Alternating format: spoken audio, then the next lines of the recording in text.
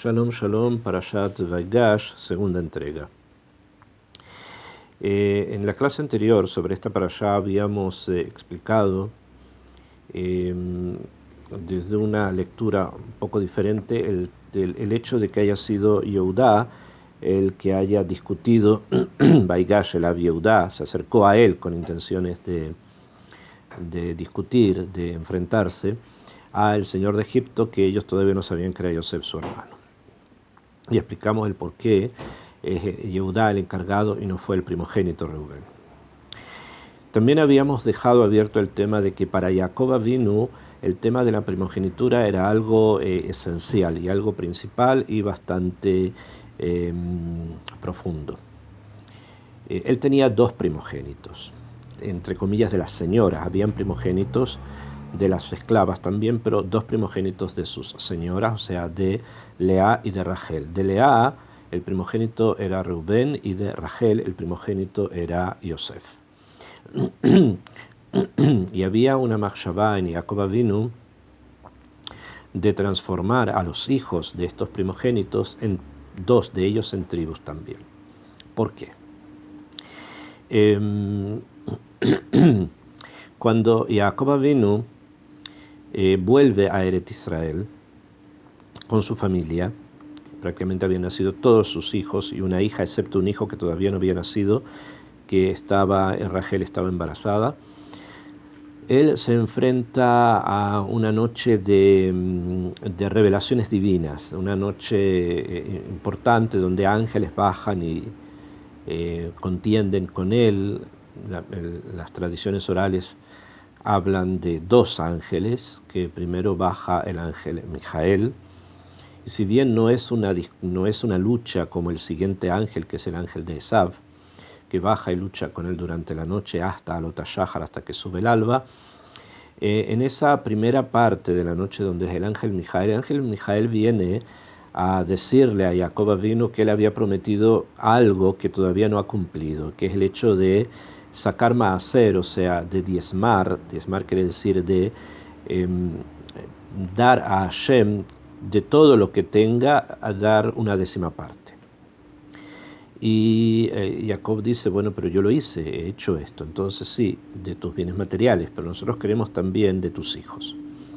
O sea que de los hijos de Jacob se quiere que uno de ellos sea un hijo especial que sirva y únicamente trabaje para Hashem, o sea un sacerdote, o sea una persona que se dedique única y exclusivamente al servicio divino.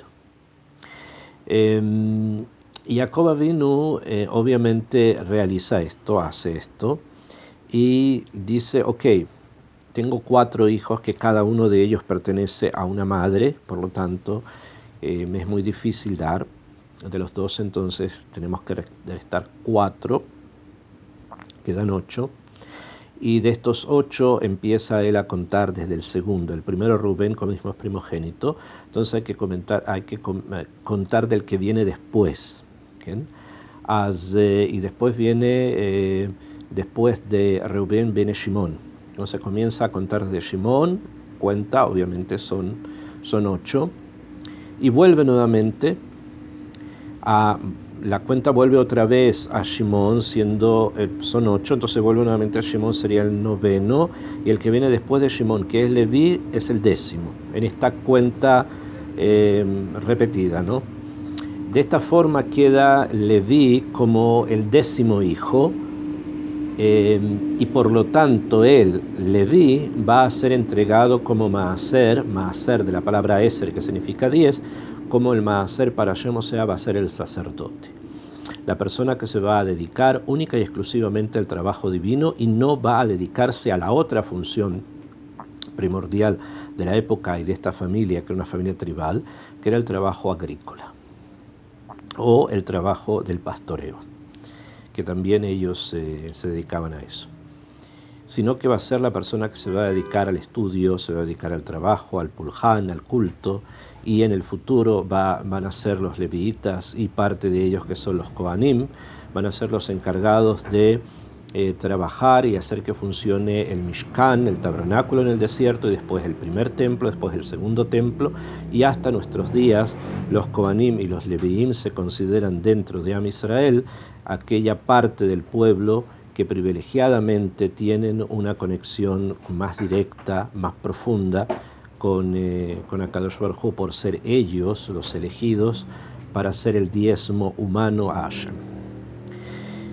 Debido a esto, de sus 12 hijos, hay uno que ya no va a tener parte en la tierra de Israel, porque como él se tiene que dedicar al trabajo divino, entonces no puede tener posesiones, no puede tener propiedades que van a traer obviamente de agot, como dicen Hazal, Marben Hasin Marbe de Agá, la persona que tiene muchos bienes, tiene muchas preocupaciones. Entonces, para poder estar libre para el trabajo divino se necesita tener menos preocupaciones, y propiedades, campos, agricultura, etcétera, los podrían desviar de su función principal. Entonces no tienen parte en la tierra, tienen lugares donde pueden vivir y ciudades que les pertenecen, pero no se va a dividir la tierra con un lugar dentro de ella que le pertenezca a la tribu de Leví. Entonces uno es menos, queda uno menos en la división de la tierra.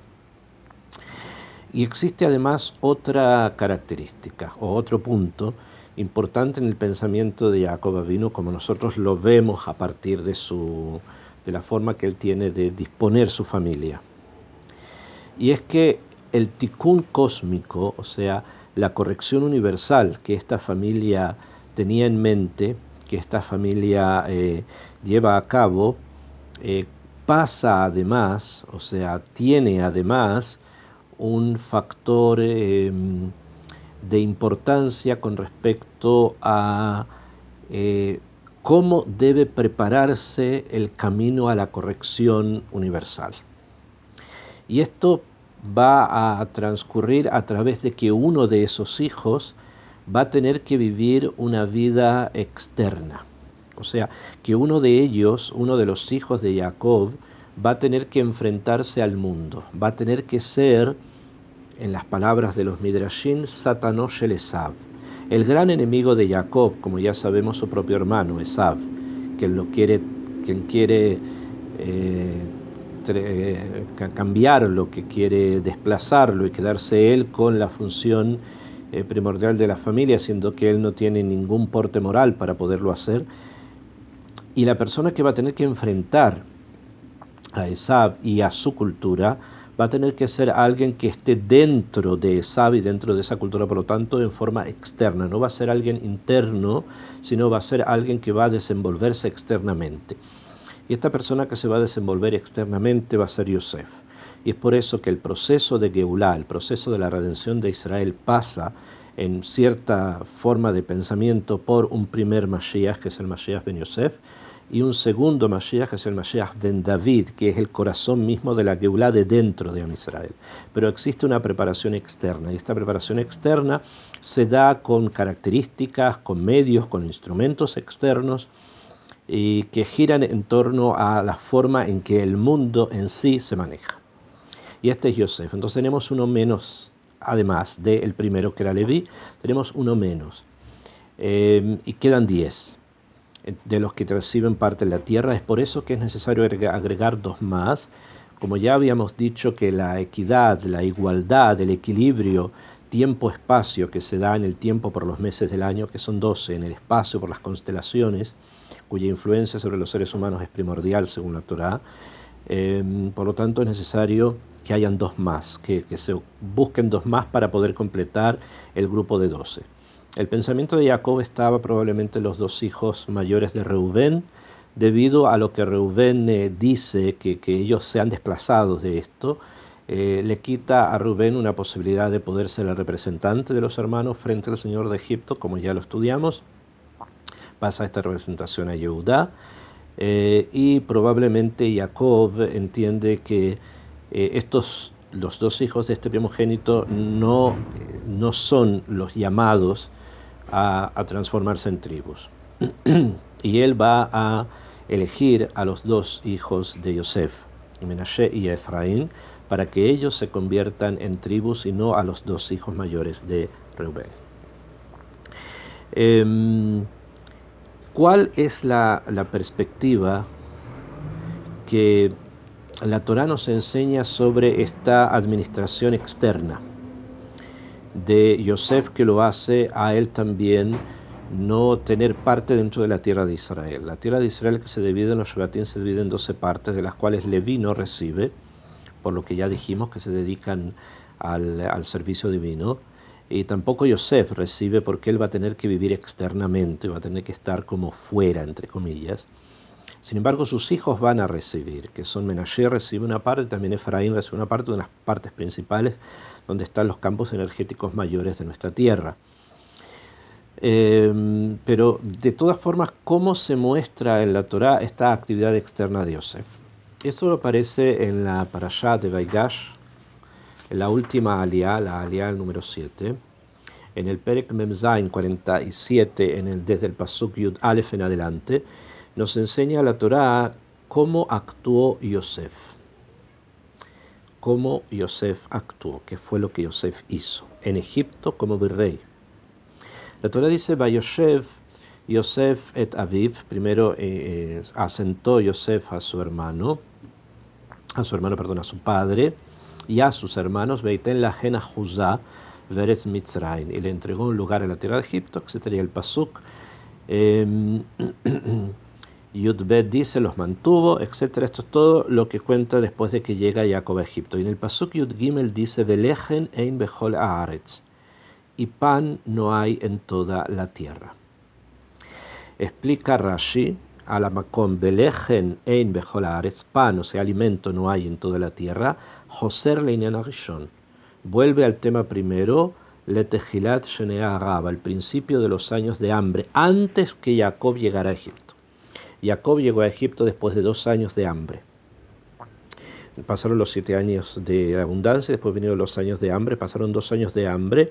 Ahí llega Jacob a Egipto después de todo lo que estudiamos sobre el caso de Binyamin.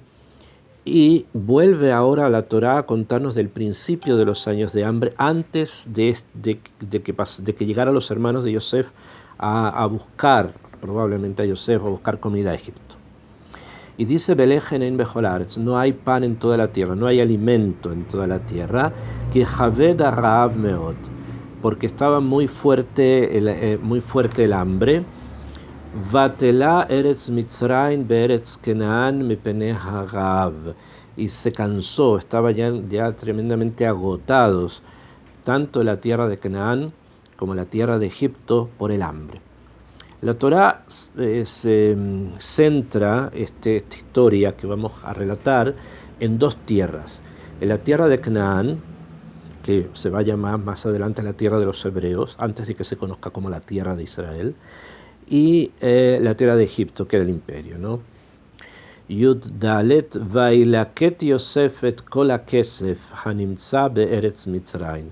Juntó Yosef todo el dinero que se encontraba en la tierra de Egipto, Ubeeretz Kenaan, y en la tierra de Canaán, Bashever Hasher Hem Shovrim, a través de las compras que ellos compraban y que él alimentaba, o que él daba granos a cambio del dinero que venían y compraban granos, compraban trigo. Vayave Yosef et hakesef beita Faro, y llevó Yosef el dinero a los otzarot, a los depósitos del faraón. Vaitom hakesef, pero se terminó el dinero. Meretz Mitzrayim umeretz Kenaan. Vayavo hol Mitzrayim el Yosef lemor habalanu lechen belamanamut. Danos pan. Vino todo Egipto a decirle a Yosef: danos pan, si no vamos a morir delante tuyo. Ki afes kasef, pero no tenemos dinero. O sea, ¿qué hizo primero? Recolectó el dinero. La Torá dice que recolectó el dinero, o sea, utilizó el hambre en la venta, para recolectar ese dinero y ponerlo en las arcas del faraón. Segundo, cuando ya el dinero se acaba, vienen y le piden comida. Vayomer Yosef habu mikneichen betnelachen bemikneichen inafes kesef. Ok, les voy a dar comida, les voy a dar alimentos, pero entréguenme sus ganados. O sea, no hay dinero, el trigo, la comida va a ser cambiada por sus animales. Vayaviu et mikneichen el Yosef, trajeron los animales donde Yosef, Vaiten lahen Yosef lechem, Yosef les entregó pan, Basusim por los caballos, Miknea Atzon, Miknea Bakar, por los caballos, por los rebaños, por las vacas, Bajamorim, por los jamorim, o sea, por los burros, Bainael, Balejen, Behol Mikneichen, Bashanahaji. Y en ese momento se recibieron todos los animales en ese año. Betitom, cuando terminó Hashanahaji ese año, Elab Bashanah Shenit Vayombrulo, el segundo año. O sea que el primer año hubo compra de alimento por dinero. Cuando en el primer año ya no hubo más dinero, entonces se lo cambiaron la comida por animales. Yudhet, el pasuk Yudhet dice, cuando terminó aquel año, comenzó el segundo año, Vayombrulo lo nejahet, no podemos negarte, Kim tomas cuando se terminó el dinero, umiknea bema, y tampoco tenemos ya animales, el Adoní lo nishar lifne Adoní biltin geviatenu beatmatenu. Lo único que queda son nuestros cuerpos y nuestra tierra, porque vamos a morir, etcétera, etcétera. Y Yosef los compra a todos los egipcios como esclavos del faraón, obviamente, él era un intermediario desde la corona al pueblo, y también compra todas sus tierras, también para el faraón, excepto, como ya vamos a estudiar y nos va a decir más adelante, que hubo una tierra que no compró, Rak Admata Kohanim Lokana. La tierra de los sacerdotes egipcios no los compró, Kihok la Kohanim Met Paró, porque había una ley para los Kohanim desde el gobierno, o sea, desde el rey, desde el faraón, Beachlu et Hokam Asher Natam Lahem, y ellos podían comer según lo que se les destinaba, Bealken lo Majoru et Admatan, y por eso no vendieron sus tierras. O sea que el proceso que realiza Yosef va primero en recolectar el dinero, después reunir los animales, después las tierras de los egipcios y después a los egipcios en sí, o sea, transformarlos en esclavos del faraón. O sea que el faraón, el imperio egipcio, se benefició de Yosef en 4 puntos: en recolectar dinero, en recolectar animales, en recolectar tierras y en recolectar personas. Esta forma de trabajo que hace Yosef tiene obviamente lecturas profundas a nivel del Sod de lo que Yosef quiere hacer y que quiere entregar al mundo. La Kabbalah nos enseña que cada cosa que existe en el mundo, cada esencia que existe en este mundo, posee un contenido espiritual que lo mantiene. Los Midrashim cuentan que cuando Akadosh Baruj Hu crea el mundo, metafóricamente hablando, Hashem crea al mundo y crea cada planta incluso con un malaj, con un ángel que le dice que lo que le pega, Midrash dice así, le pega, le dice gadel, le dice crece. O sea que hay una fuerza espiritual que mantiene a todo lo que existe, a las flores, a las plantas, a los árboles, a los animales, obviamente a las tierras y obviamente a las personas, pero también a los metales, o sea, también a las cosas que son domem, que son metales, piedras y metales. También hay algo espiritual que los mantiene, y es por eso que desde el punto de vista del Sod existen como 4 mundos, ¿okay?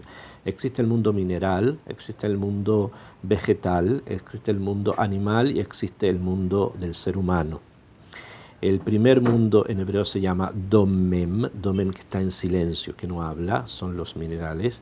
Existe el Tzomeach que crece, o sea que crece normalmente hacia arriba. Está el Hayá, o sea el mundo animal, que ya no solamente crece sino que se mueve. Y está el Medaber, Medaber es el ser humano que puede hablar, Medaber significa en hebreo hablar. Entonces, estos mundos están construidos todos para servir a un proceso universal, un proceso cósmico. Y por lo tanto, cuando estos mundos están en poder del otro lado de la fuerza, de energías negativas no tienden y no llevan a cumplir o no cumplen el objetivo que tendrían que cumplir, que es tratar de arreglar, de corregir los daños producidos por las generaciones anteriores. Y esto es lo que Yosef sabe muy bien. Por lo tanto, lo que él hace es reunir estas fuerzas que están dispersas en el mundo y introducirlas en un maslul, en un sistema, que este sistema sea el principio de una corrección cósmica. Todavía estamos hablando que él está bajo la dirección del faraón, o sea, Bemet, él está en mitad de la Sitra Achra, está en mitad del lado oscuro del mundo, y tratar de juntar todas estas fuerzas y entregárselas a energías más negativas aún, podríamos pensar, es un error, pero no lo es, porque Yosef está ahí vigilando. Entonces, a pesar que está en mitad de aquello que no es correcto, como él sabe que primero hay que reunir, no le molesta el hecho de que la reunión se haga bajo la tutela aún de la Sitra Achra. Y de esa manera él une el mundo que se conoce como Domem a través del dinero, kesef, plata, metales, ¿no? Que es el Domem. Hay, obviamente, a través del, o sea, el Someach, perdón, viene después, que es la tierra, que les entregaron sus tierras, donde se produce, donde aparecen las cosas que crecen, ¿no? A eso se referían las tierras entregadas, porque ahora que las va a cultivar va a ser Yosef.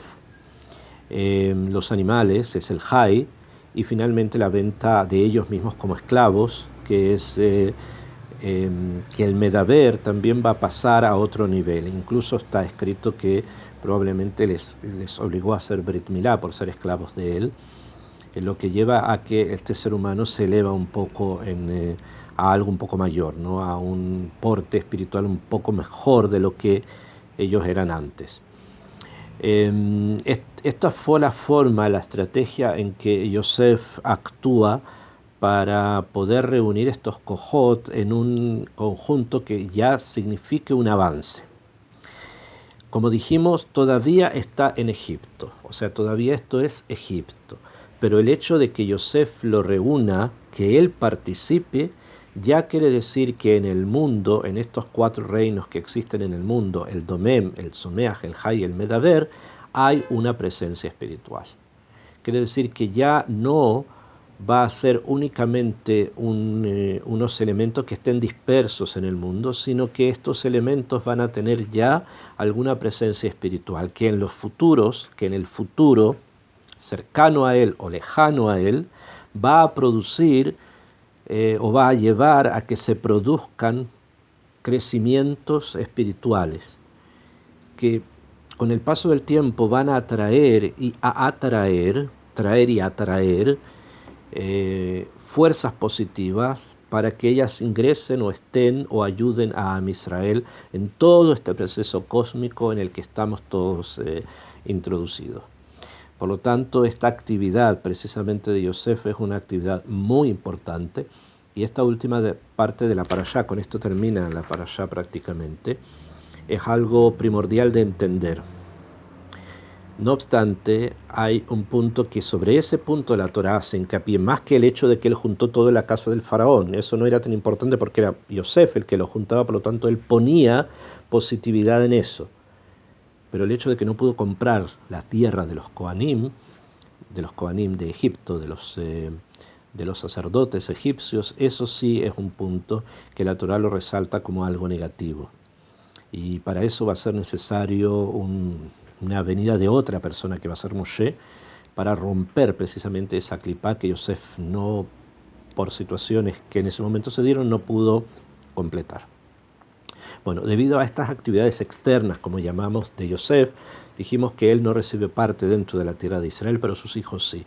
Es por eso que esta machshavá que Jacob tenía era una machshavá que probablemente que con esa machshavá, con ese pensamiento, fue que Jacob mandó a Yosef a buscar a sus hermanos, sabiendo que él tenía una actividad externa de una especie de relacionador público externo de esta familia, un Sarahut, un ministro del exterior de esta familia, y por lo tanto él mismo no recibe sino una ciudad, que es la ciudad de Shechem, donde él está enterrado, pero sus hijos van a transformarse en tribus, que son Menashe y Efraín, que es parte del punto último de este libro, que es el Sefer Bereshit, que Besrat Hashem cabe estudiar en la próxima semana.